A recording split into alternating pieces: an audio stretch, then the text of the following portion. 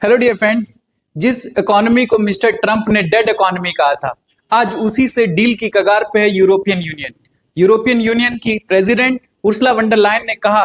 कि ये हम इंडिया के साथ जो फ्री ट्रेड एग्रीमेंट डील कर रहे हैं, इसको अगर मदर ऑफ ऑल डील्स कहा जाए तो कम नहीं होगा, क्योंकि ये डील इतनी कॉम्प्लेक्स थी कि लगभग 20 साल लग गए इसको।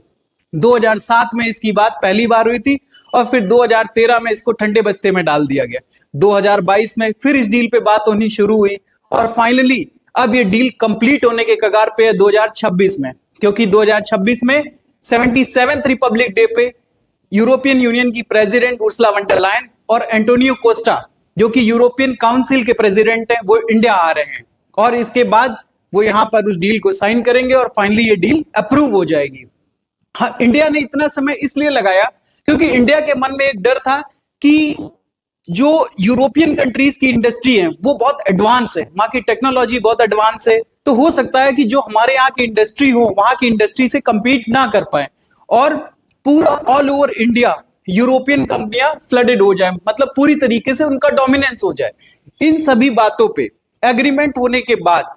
जैसे सबसे बड़ा मुद्दा है कि एक टैरिफ का, कि जो भी इंपोर्ट, जैसे हम देखते हैं कि कुछ मॉडल्स ऐसे हैं यूरोपियन कार्स के जिसपे इंडिया 100% टैरिफ लगाता है, तो यूरोपियन यूनियन का कहना है कि इंडिया ऐसी कारों पे, वाइन्स पे, स्पिरिट्स पे, इस पे टैक्सेस को कम करे, टैरिफ को कम करे। और इंडिया ने भी अपना कंसर्न रेज करा है कि जो गारमेंट्स है और जो हमारी फार्मा इंडस्ट्री है, इस तरीके के जो भी प्रोडक्ट्स यूरोप में जाते हैं तो उस पर ना के बराबर टैरिफ लगाया जाए।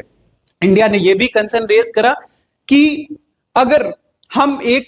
डेवलपिंग इकोनॉमी है और यूरोप एक डेवलप्ड इकोनॉमी है, तो यूरोप ऐसे कोई नॉर्म्स ना रखे कि ये चीज जो इस इंडस्ट्री में प्रोड्यूस हुई है उसमें आपने कोल का यूज करा है, क्योंकि जो यूरोप है वो क्लीन एनर्जी पे बहुत फोकस करता है। और इंडिया ने यह भी कहा कि हम ये डील साइन करने के बाद ग्लोबल साउथ और ग्लोबल नॉर्थ में एक ब्रिज का काम करेगा इंडिया। एक जियोपॉलिटिक्स में टर्म है ग्लोबल साउथ और ग्लोबल नॉर्थ, तो जो ग्लोबल नॉर्थ है वो डेवलप्ड इकोनॉमीज के लिए यूज होता है और जो ग्लोबल साउथ है वो डेवलपिंग इकोनॉमीज के लिए यूज होता है।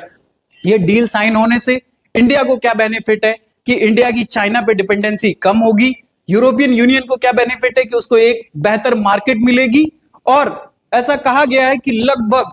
2 बिलियन लोगों को अफेक्ट करेगी और ये वर्ल्ड का लगभग 25% जीडीपी कवर करेगी। सो फ्रेंड्स, हम आने वाले टाइम में देखेंगे कि किस तरीके से इंडिया और यूरोपियन यूनियन की ये free trade agreement deal India को प्रॉस्पर्स करेगी और यूरोप को भी आगे बढ़ाएगी। सो